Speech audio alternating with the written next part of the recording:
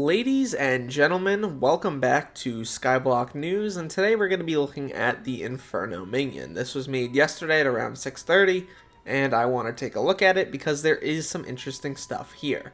So let's start. Hello, we've taken a look at the Inferno Minion and how expensive it is to run. To remediate it, we're considering the following changes.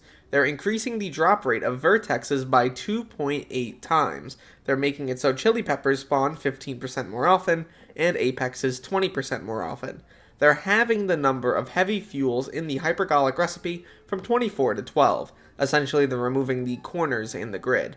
They're also changing the distillate drop rates from the boss, making it a little bit different in terms of weighting, from 900 and 500 right now to 700 and 1400, making the distillate a lot more common. They're also increasing the action speed by 10%.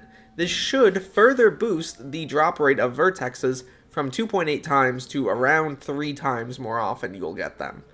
These are not final changes, but they are pretty major for the Inferno Minion, and so I wanted to speak about it here. I think the biggest thing to talk about is the fact that this is kind of the admins giving up.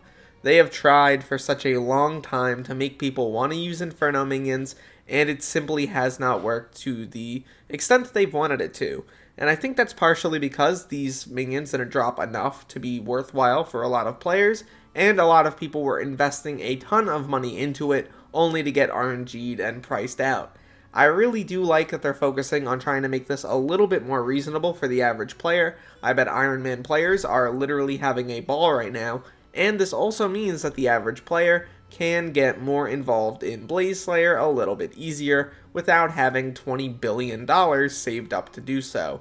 I'm pretty happy with this. This is a relatively small video, obviously. The economy is a little bit in flux because of this. Obviously, some of the drops are going to be a little bit cheaper for the foreseeable future, but this is the patch they want to make, and I think it's pretty reasonable. What I do wonder, though, is are they going to make any other changes to any other Slayers, or even Blaze Slayer itself? Are they going to patch the cheeses? Are they going to make it a little bit more reasonable? Are they going to try to make changes to other Slayer bosses? We don't know yet. But this is obviously something they want to do, and I think this is a good step in the right direction. So leave your comments down below on what you think, and at the end of the day, my name is Derailious. Thank you so much for watching this video till the end, and look to the future, fellas, because I will see you then.